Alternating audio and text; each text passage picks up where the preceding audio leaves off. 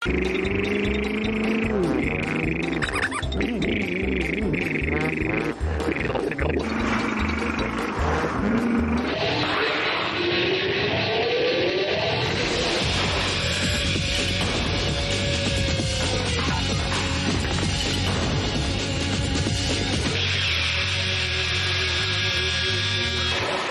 teams of masterful metal bashers battle it out to build marvellous machines from our massive mess of metal. This week we're asking our teams to build a motorbike, but there's a catch. We're not asking for any old roadsters, oh no!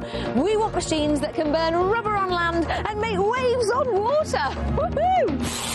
First up, it's Rocking Rabble. Sharp-looking Sheffield Teds, Phil, Trev and Captain Jeff are fanatical about the 50s. They're up against the double-deckers, Owen, Johnny and Jason, a crew of balmy bus engineers from Bucks. Double-deckers! Hey! Rockin' Rabble! Yes! Teams, today you're really going to have to think on your feet. Or should that be flippers? Because we're challenging you to build a turf-tearing, 100% waterproof, amphibious motorbike. Now, your machines need to perform on terra firma, but when you hit the drink, you'll have to make sure that your aspiring amphibians can carry on cruising. OK, teams, when the big ball hits the target, you have just 10 hours to build the most awe-inspiring amphibious motorbikes ever attempted. Wait for it, wait for it. Go! Helping the double-deckers stay afloat is Gordon Halley, a cow-wrestling, machinery-mad Scottish potato farmer. Helping to keep our rockers rolling is Mike Ryan. This bonkers biker also builds and races amphibious vehicles. Rockin' Rabble are raring to go, but first those quiffs need coiffuring. Get the area, looking good, my man. That'll do me. Now we're cool, now we're ready. Near enough, I don't die. What do you reckon then, guys? Well, what do you reckon, Mike? Our gang of retro rockers not only talk the talk, they can also walk the walk. When it comes to having a good time, Jeff, Trev and Phil are really rocking. This gang of northerners are all good muckers, but top Ted Jeff runs the show. Jeff's the perfect team captain because he likes to be the centre of attention all the time. And because I'm the bossy boots, I'll just tell everyone what to do. Trevor's Mr. Cool. Put his hand to anything. Phil's a professional, he's the engineer. He's the brains of the outfit. Rock and roll. Cool music, cool cars and cute girls. We are the best at whatever we put our hand to. We will walk this.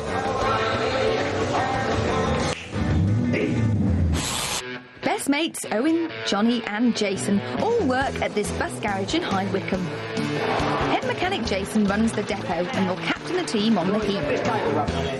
It's not so much that I'm a natural leader, I just shout the loudest. Fresh-faced Johnny is the youngest member of the crew. 3 words to describe Johnny: dangerous, irresponsible and a good laugh. You could say Owen's a bit on the lazy side sometimes. Yes! And when they're not under a bus, our hot rods just love to burn rubber.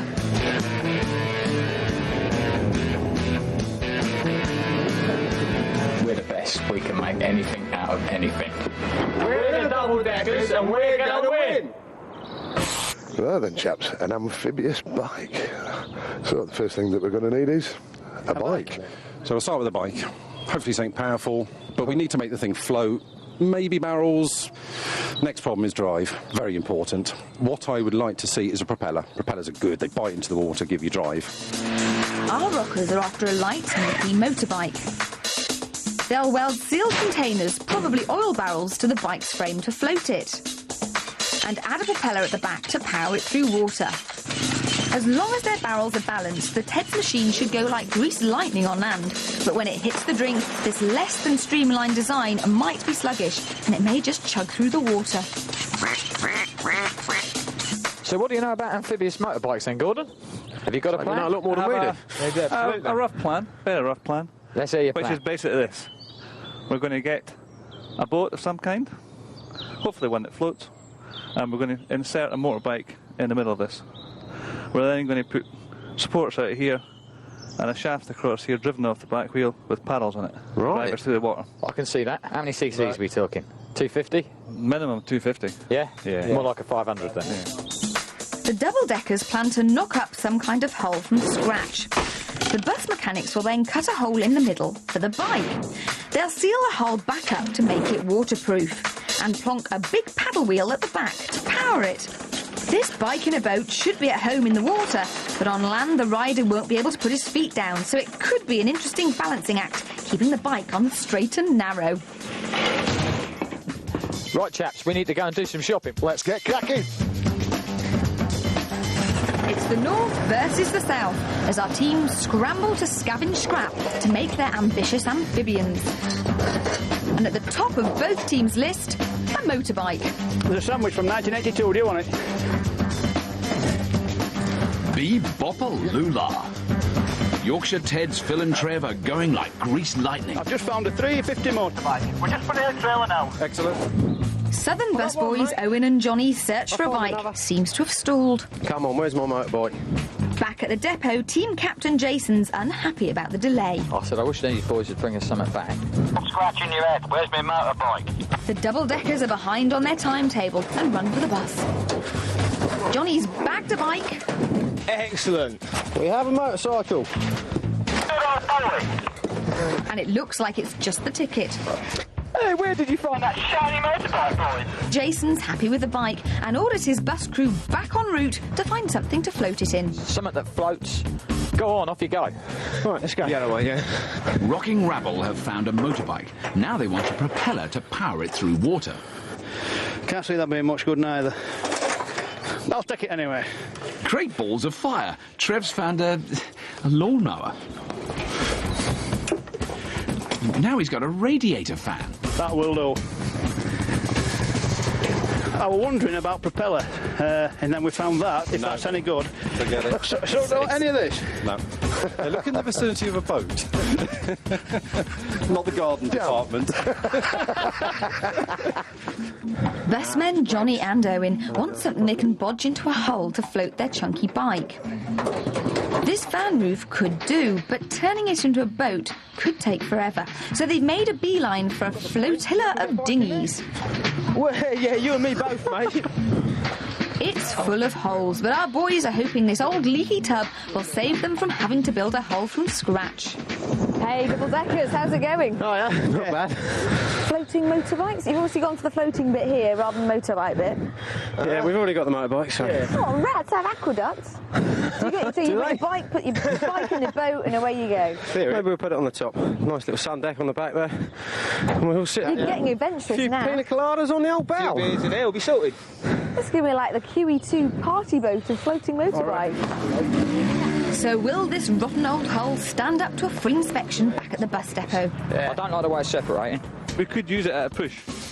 Although it's full of holes, Captain Jason and Expert Gordon have decided to take a risk on the damaged dinghy. Should we have the bottom out of it then and see what happens? But the only way to get their bike into the boat is to cut a dirty great hole in the bottom. Next door, our gang of greasers still don't have a propeller. Does it? But Captain Jeff's keeping his cool. They've decided to lighten their bike, and he and Expert Mike are stripping it back to basics. We've got the spark. Morning, gentlemen. Oh, here we go. This is the basis of your floating bike. Yeah, motorbike. this is the one. This is the one. So it's not going to be in a boat then? You're going to have like floaty things at the side? Well, we're going to have one on either side, Right. plus one on the front to create so that way. a shaped Yep. one. Oh, right. Like a boat. I take it you've been in a scrapyard before in your existence? Yeah, well, as soon as I do work every day in a scrapyard, yes. You should be out there then, really, shouldn't you? You know I how to should find really. everything. Yes, it's my fault for being the captain. Right. Stupid idea, really. Right. The prop is already loose. You know, the old... Clever Trevor has spotted the boat. But that apparently loose prop is giving the rockers the blues. You want me to turn? It might be quicker. It might not be quicker, actually.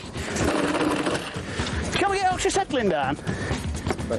Teams, you have 7 hours remaining. 7 hours remaining, gentlemen. I thank you. Double deckers. Now, I just kind of can't get my head around how you're actually going to do this, because you've got a big hole in the bottom of your boat, so surely when you put it on water, all the water's going to come in. But the boat is hollow, and this is a double-skin boat, and it's sealed. Now, how are you actually going to make the whole thing move through the water? Paddle on the back. Like an old-fashioned paddle steamer. It's going to be the Mississippi. Mississippi mud, it's going to say on the side. Now, you know there's a load of northerners. There's no north-south divide Back going out on to here, is there? Sheffield, boys. Yeah. You're going I home. think you can get a saver ticket on the train. Yeah. Casting a critical eye over today's creations is Richard Fincher, the organiser of Britain's first and rather ominously only Amphi Bike rally. Now, Richard, it's quite an unusual challenge, this, floating motorbikes. I mean, they've got two quite different approaches from what I can gather. The double-deckers seem to be joining a motorbike to a boat. And the rocking rabble are putting some floaty things on a motorbike. Yeah. The rocking rabble have got the technical advantage because it'll still have all the manoeuvrability of a motorcycle. Right. Whereas the double-deckers with their boat, that's not really a motorcycle at all, is it? That's a big boat that's going to appear to have something poking out of the middle of it. Now, these guys are going for a propeller. The rocking rabble are going which to once put a again, by far the best idea because it's much more efficient, smaller, lighter, but just a little bit more complex. Right. But these guys are going to build a paddle wheel. So I think they're going to get a working bike for the rocking rabble. Right. You managed with the double-deckers? Yeah. So it's a big thumbs up from the judge for the double-deckers bike in a boat. They've certainly saved time by finding a ready-made hull, but sorting out all those holes could see the busman running late. Could do with a bit of body alley for patching up this boat, you know.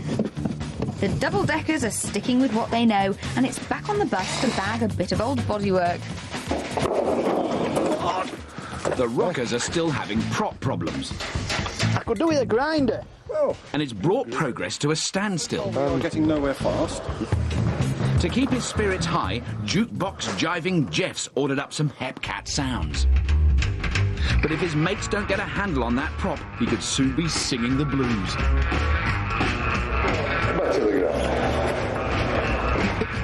Will our bus mechanics back in a boat leave him running late, or will the Teddy Boys outrigger off-roader make a mess of their blue suede shoes? Stand by to get all shook up after the break. Yeah, mate. Our northern rockabillys have a nippy 350cc roadster that they want to float with some barrels and power with a propeller. They've spent the whole morning on the heap trying to get their hands on a suitable prop, and at long last it's in the bag. That would be absolutely superb. But they still have no way of connecting it to the bike and nothing to make their amphibian buoyant. They're way behind schedule, but these easygoing rockers are refusing to get rattled. You're looking good, son. The double-deckers plan, to float a bulky bike in a leaky boat and power it with a paddle wheel, is running to time. I got a bit of bus, good. Captain Jason's patching up their dodgy dinghy with bits of old bus panels.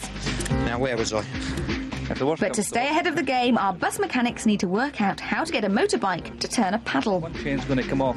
The outside chain's going to go forward and the inside chain's going to go back. Yeah. To get a paddle wheel to shift through water, you need a nice, slow, steady spin. But the busmen's engine turns over quickly, and the paddles could snap off when they come up against water resistance. So they need to gear down the engine's power by welding a sprocket to the rear wheel and running a chain to another sprocket that will turn the paddle. Finding matching chains and sprockets could give our southerners a real headache, but if they don't get that gearing right, their chain drive could come a cropper. Our steely Sheffield Teds are after some kind of shaft drive to connect their bike's back wheel to their propeller.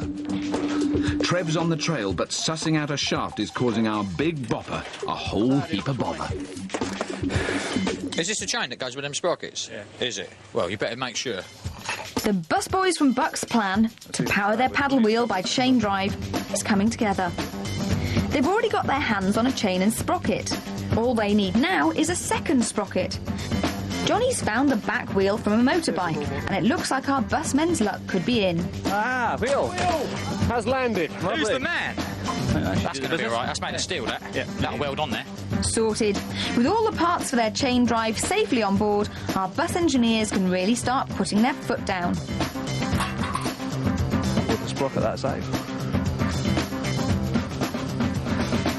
I noticed you've been taking some bits off our bus, though, out the back there. We had to have one or two bits of bus. Made of aluminium, nice and light, floats well. Right. There's a little bit there, look. Is that a bit of bus there? Yeah, a bit of side panel, that is. At least it's been used for something decent there, hasn't it? Yeah.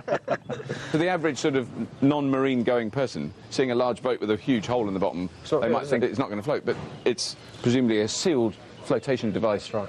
Well, it will be. It's like a giant life jacket for a motorbike. It's going to float. We have to think it's going to float, otherwise we may as well go home. Is it as simple as that? As the motorbike sits in there, and then there's a shaft coming off the back of that? No, across the back this way round. Right. Shaft on 2 bars. Right. Another chain. Sprocket, another chain off the back wheel. Off the back wheel, and that drives paddles. a paddle. So it's like a paddle steamer. Yeah. Brilliant. Mississippi steam, mate.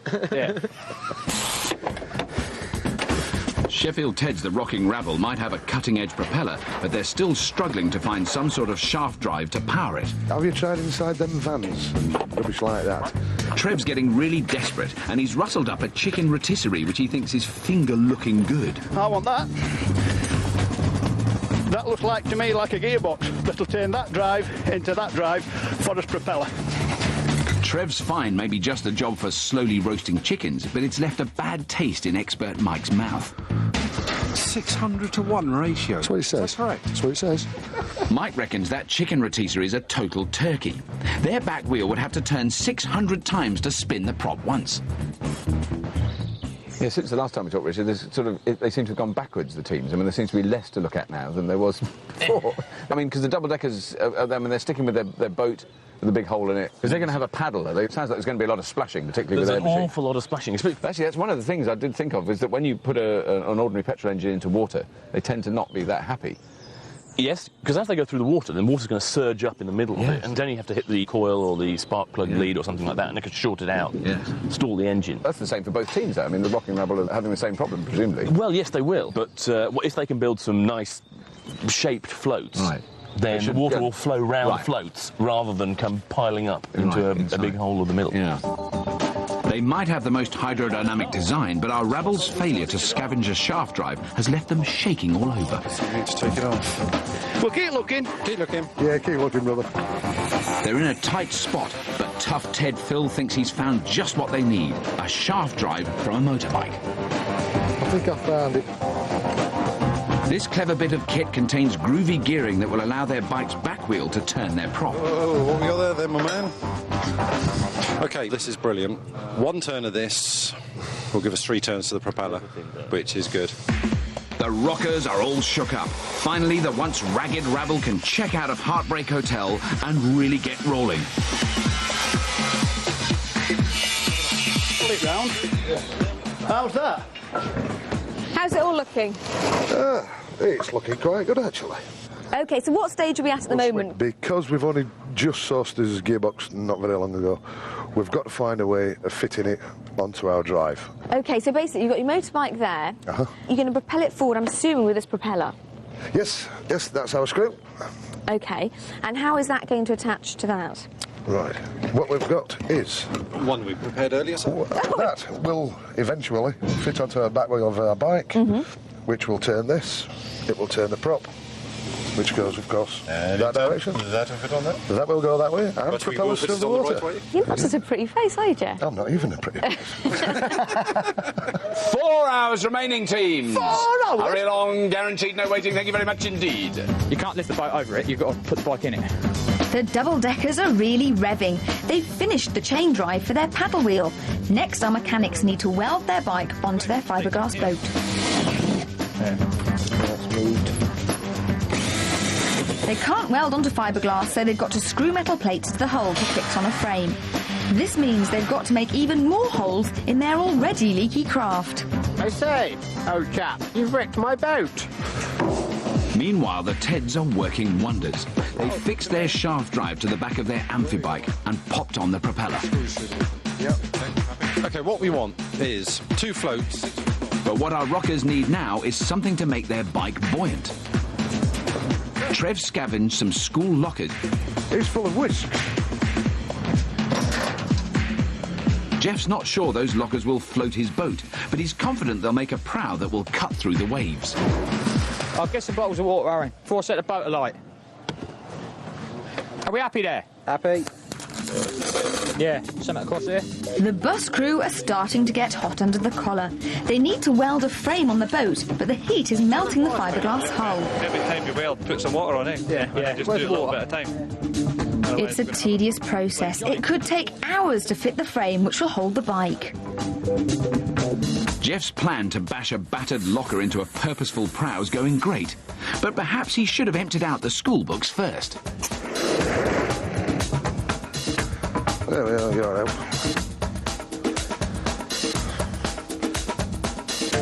Ace scavenger Trev's also on fire. He's drummed up some floaty oil barrels to buoy up their bike. I've got 2 more in truck. Mike's happy they'll float, but he's worried the barrels will make the bike hard to handle on land. To lose some weight, he's come up with a slimming plan. We'll cut them maybe 2/3 up. Right. And use the bottom half and flat top them. Is that what you think? Yeah. As a rule, bikes and water just don't mix. But if you attach 4 barrels to a bike, they should displace more than enough water to keep the bike from sinking. But those bulky barrels could make riding a nightmare. They decided to cut them in half. Although this will halve their weight, it'll also make the barrels half as buoyant. Rock and Rabble have worked out the barrels should still float the bike, but if they're wrong, when they hit the drink, they'll sink without a trace. The double-deckers have now spent hours trying to fit a frame onto their hull to support their motorbike. Yeah, well, you can't get that. Oh, it's king glue, isn't it? It's not pretty, but Captain Jason reckons it could soon be a runner. Leave it hanging. We'll get it on there. Yeah, leave it just hanging. Yeah. We'll get it on there. Next door, our northern greasers are going great guns. Phil and Trev are making light work of their half-cut barrels. And Jeff's knocked that school locker into a ship-shaped cutting-edge prow. I'm really impressed with this. Is there anything that I can see that's kind of obviously missing at the moment? Is sort of some way to make it float when you're not going at sort of 200 miles an hour? I mean, if you got... There are float... That's one. Oh, my God, where did that come from? Tank. Loads of flotation tanks. A flotation tank. But what happens if water goes in them? We'll drill a hole in bottom. We've got to put it.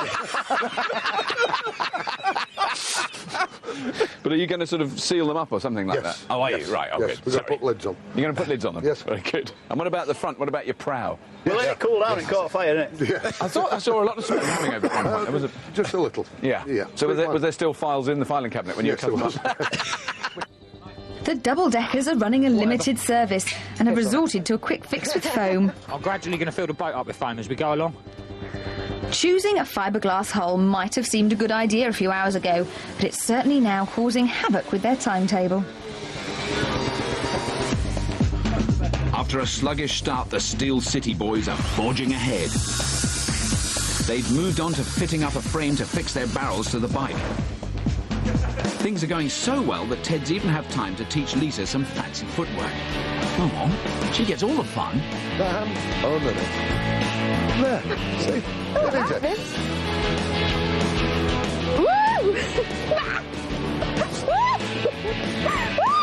We missed that one. Fantastic!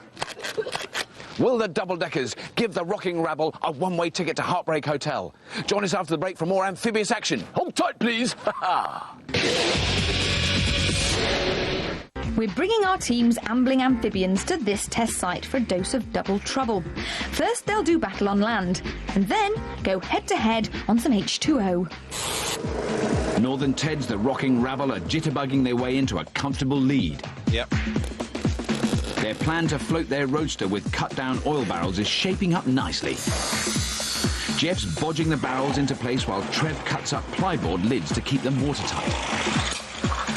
Over the wall, the busman's amphibious ambitions are going up in smoke.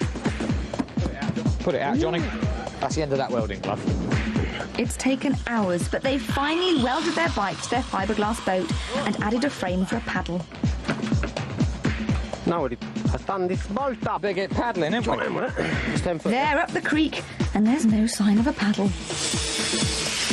I think it's going to be a really difficult one to call, isn't it, on the race day? Because at the moment, the Rocking Rabbles machine is going to be really good on land, I think. It'll be quite manoeuvrable, but the way it's built at the moment, as soon as it gets in the water, it's going to sink. Yeah, all the drums are going to fill up with water, isn't it? I can't see how it's going to ever float, whereas the double-deckers definitely will float, but once they come out of the water, they're not going to be able to move anywhere on land. I know, it's useless.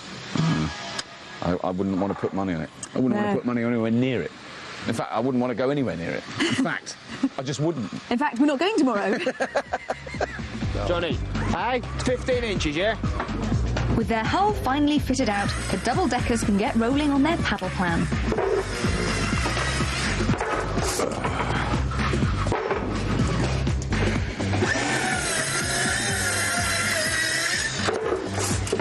While the double-deckers have finally boarded the bus, the rocking rabble are in danger of veering off route.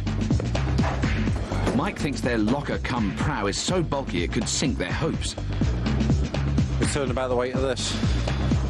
To get back on course, Mike's ditching the locker in favour of 2 cut-down barrels he's confident will buoy up their bike. That's too heavy. If this goes up like this, that'll... I'm not happy with it, but I'm more happy with this than that. The busboys are getting in a spin with their paddles. I've made a mistake here, haven't I? Because that's going to be more, isn't it? They've got into deep water, measuring up the paddle wheel. The bits, because of what it my was. fault. I told you the wrong measurement. I wasn't blaming anyone, I was just saying. The blades are too long and the paddle will sit too low in the water. It's time to cut some corners.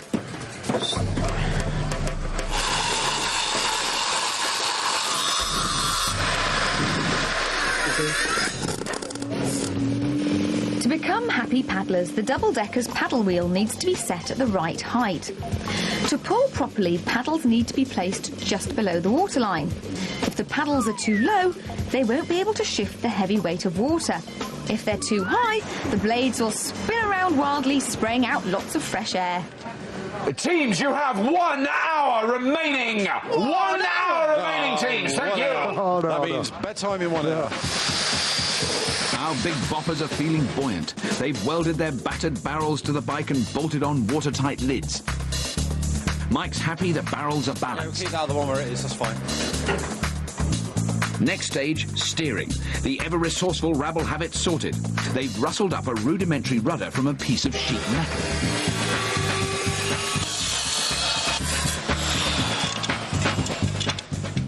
Things certainly seem to have moved on quite rapidly, don't they, as time ticks by?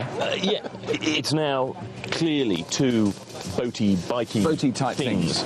Rocking Rabble's one isn't what you'd call a sort of good-looking machine, is it? It's kind of slightly... No, it has ugliness on its side. It does, in a major way. A lot of amphibians are quite ugly. I suppose they are, aren't they? Yeah. What I like is the kind of design of they've got the screw at the back with a rudder behind it. You know, that works. That system will work. That will steer them, yes. and that's how ships work. Whereas I have to say, with the double-deckers, they're going to have a big paddle. I haven't heard any sign or any kind of idea of a ruddery type steery thing. I don't know how they're going to steer it. So which do you think is actually the best original design for the machine? The Rocking Rabble. Right. Because it's got the most efficient way of getting it through the water. Right. The most efficient way of steering it in the water. It'll be carrying far less weight. They will be able to tootle around very easy on land because, of course, they're not carrying a they're not carrying a boat or a ship. In fact, the Rocking Rabble have it. Just about.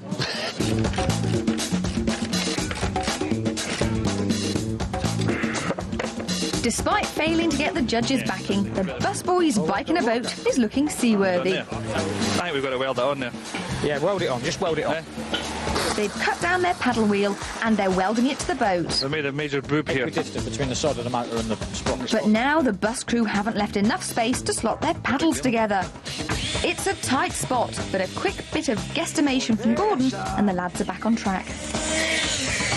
That's proper, mate. I didn't know you was a furniture craftsman. Rocking Rabble are steering in the right direction. Phil's finishing up their simple rudder, and that'll do nicely. Looking good, guys, looking good. It is.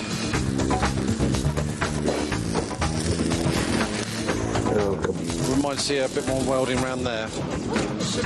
Now, there's something I've got to ask you. When I came last to see you and you told me what you're going to do, I totally didn't envisage you chopping off the tops of your oil drums. Yes. Why did you do that? Because they were too bulky. Yeah. Too bulky. Yeah. Most too bulky. We've got to ride the bike on the road. We just think it's too bulky. The other thing you've got is your rudder that you're going to steer with. You're going to use it now. Lever moves. Yep. Rudder turns. Rudder turns. And it's working. Simplicity. And you happy about how your shaft drive's working? And yeah, we're pretty pleased with that at the moment. Yes, we're really, really over the moon with that.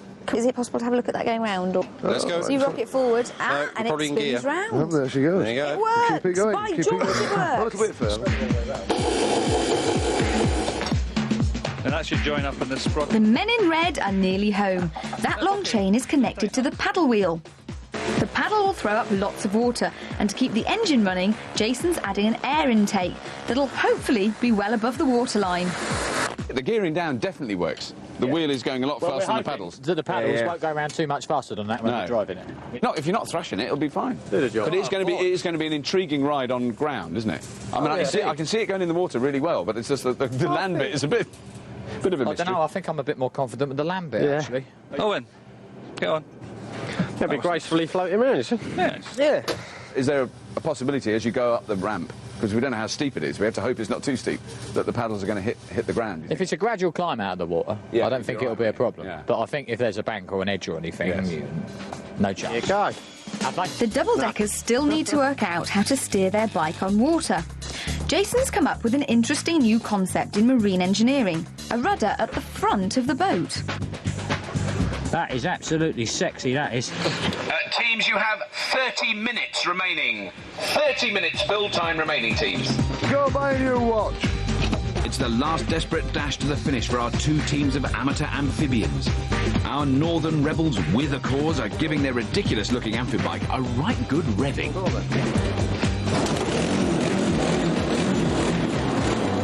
Meanwhile, the bus mechanic's paddle is winding them up. Well, I'm just going to take this chain off and we're going to go and split it. They never had this sort of hassle fixing up the 34A. Spin it again, will you? Oh, I just want to see how straight Is it straight? It is to within the middle, too. Yeah, weld it on, just weld it on.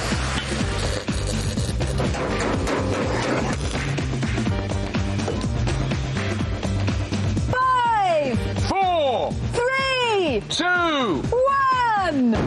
Hold change, time, gentlemen, please. This is the final stop. All change. Thank you very much, gentlemen. That's sexy, isn't it? Stand back from your wannabe amphibians, teams. Sweet dreams, because in the morning you could be facing a double dose of trouble on land and water.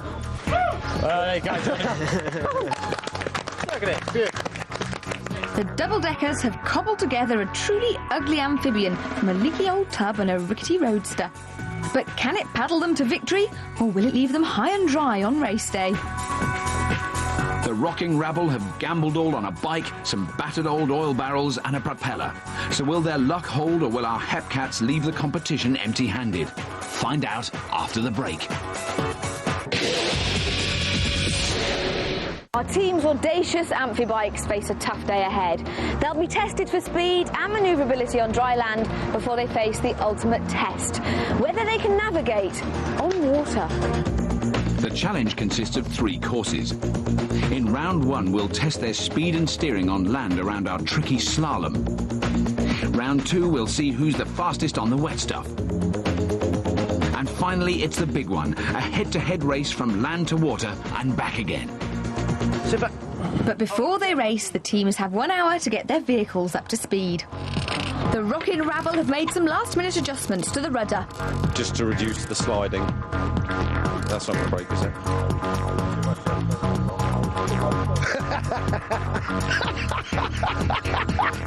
The double-deckers are also concentrating on cosmetics. Head engineer Jason's ensuring their foam-filled dinghy looks sleek. Nasty.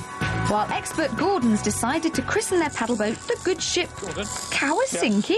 You can look down Morning, the top, double-deckers. Morning. How are you all doing today? All right. Pretty good. Yeah, not too bad. Pretty good. Now, your machine's looking pretty much more complete than when I last saw it. What's your kind of biggest worry? Sinking. Paddles hitting the ground. The paddle's hitting the ground? Maybe, yeah. Maybe. When you go up the bank? Yeah. Now, who's going to do which part of the course? So far, we're looking at Johnny for the land. I don't know if he knows that, though, until now. Is this a surprise to you, Johnny? Oh, big surprise. Are you happy about it? No. Well, let's hope it doesn't Kawasinki and it goes Cowabunga and goes really, really fast. Morning, chaps. Morning. Good morning. Oh, good morning. What a lovely, sleek-looking machine. Isn't she just? So what's your biggest worry then about today? Which is the bit that you think is the most To be perfectly honest, my biggest worry is getting soaked from that paddle from the competitors throwing the water forward to me. Right, so you'll be ahead of them, obviously. Yeah, I don't want to get wet. There's no time left to watch paint dry, so let's get ready to rumble. Round 1, and hopefully a mad dash around barrels. The fastest time takes the point. Hot to trot are the rockin' rabble. Trev's a seasoned biker, but how will he handle this amphibious beast? Rocking Rebel, on the sound of the horn, get ready to roll! Trev's picking up speed. He seems to be balancing that barrel-laden bike brilliantly. That bright orange Amphi bike is sailing past those barrels. It's not a smooth ride, is it? Whoa! Looks like this amphibian's fully equipped for life on land. Oh, God.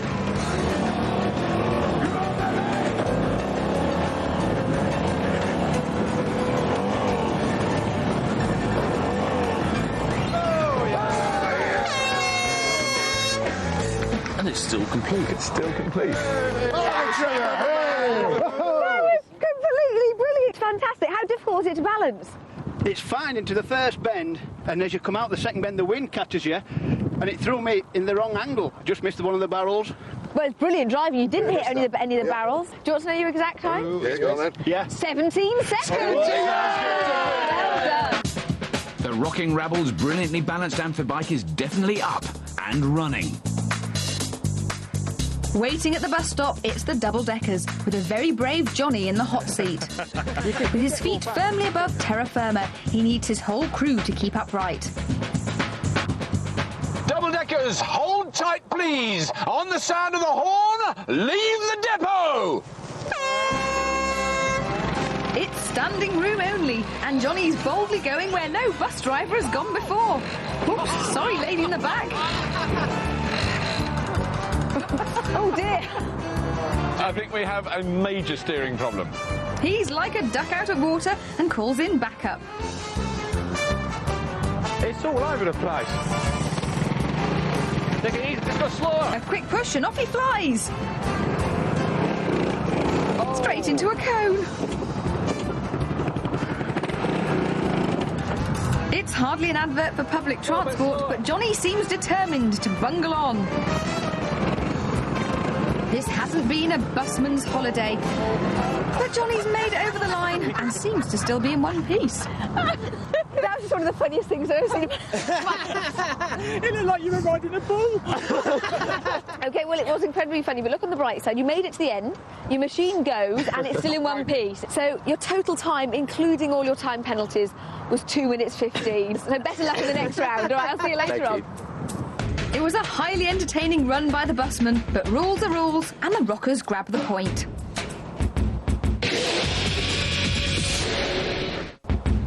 Round 2, and it's down the lake, round the buoys and back. Fastest time takes the point.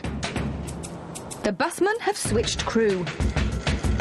Johnny, Yes. are you quite pleased that Gordon's doing this next I bit am, of the race? yes. It's all going to plan. We've instilled a full sense of confidence in them, and now we're going to walk them. Fantastic.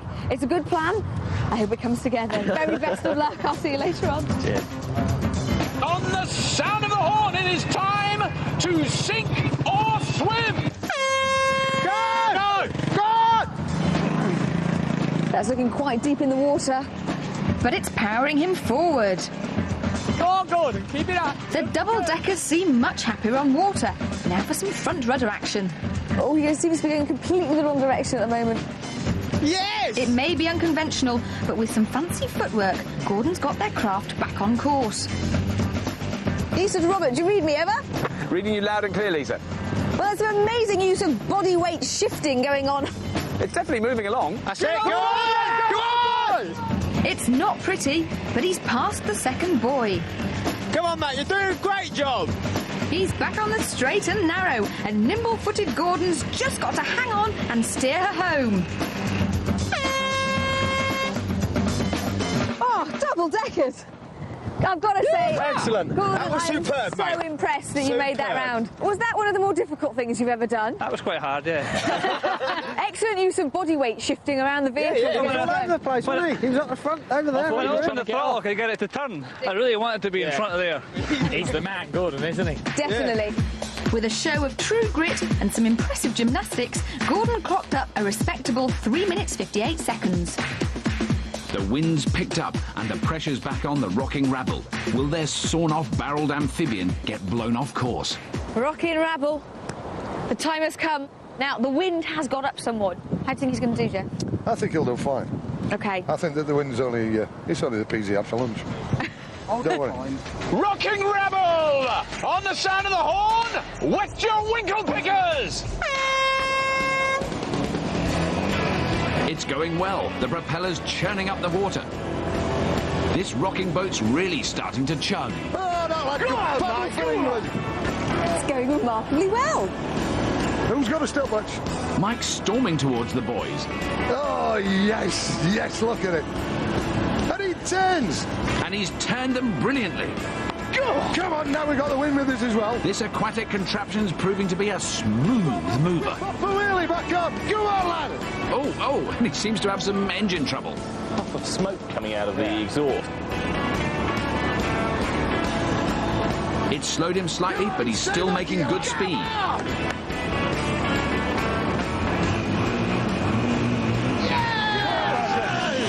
That's it. Go. That's it. Rocking Rebel? Just like we predicted. To be fair, I don't like to use the word perfect, but it was pretty perfect, that. Is there anything you would have changed, anything you weren't happy with? Yeah, halfway out to the boys, I noticed the power drop off, and it was like coughing and spluttering. I thought, oh no, it's going to drop dead any second, but it just hang on. I guess you probably want to know what the time was, don't you? Yes. You managed to complete the course in 2 minutes, 47 seconds. Oh, yes. Well done, Rocking Rebel, and well done, Mike. Excellent. Thank you very much. Very well driven. It's a great run, and it's the second round to the Rockers. But there's still everything to play for. The final round is the real amphibious test, a head-to-head race on land and water. It's worth 2 points, so if the Southerners' paddleboat can pull it off, they'll force their northern opponents to go to a tie-break. Teams, on the sound of the hooter, prepare to launch your aquatic scooters!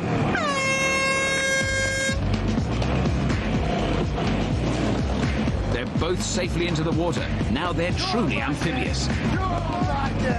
It's neck and neck.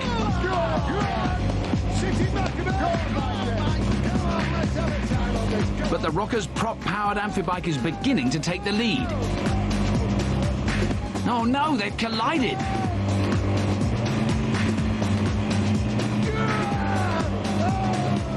And it looks like it's caused the double-deckers boat to stall. The Rocking Rebel are pulling away. You've got to give him 10 marks just for perseverance. I mean, he's riding a boat that doesn't move backwards. He's not giving up, but he ain't going to get round there. Mike's still trying to get that paddle wheel turning. He's abandoned ship. He's completely abandoned ship. But it's not over. The toughest challenge lies ahead. The Rocking Rebel have to get back onto land. Come on, we'll pop the wheelie back up. Go on, lad.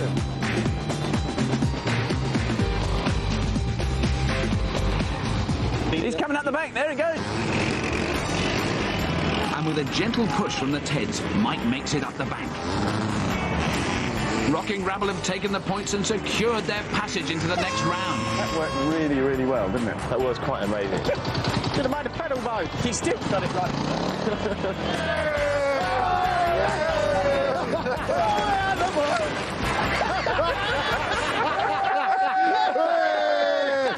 Oh, well, Rocking Rebel, you've done brilliantly. Well done. Asking, are you timing them on a calendar? Commiserations, double-deckers. You fought a valiant fight, but this week's winners are the Rocking Rebel. Well done! Well done, guys. There you go. Crack it open. Crack it open. Commiserations, did really well. Cool. And if that's whetted your appetite for junk, why not order in some more Metal Mayhem next week?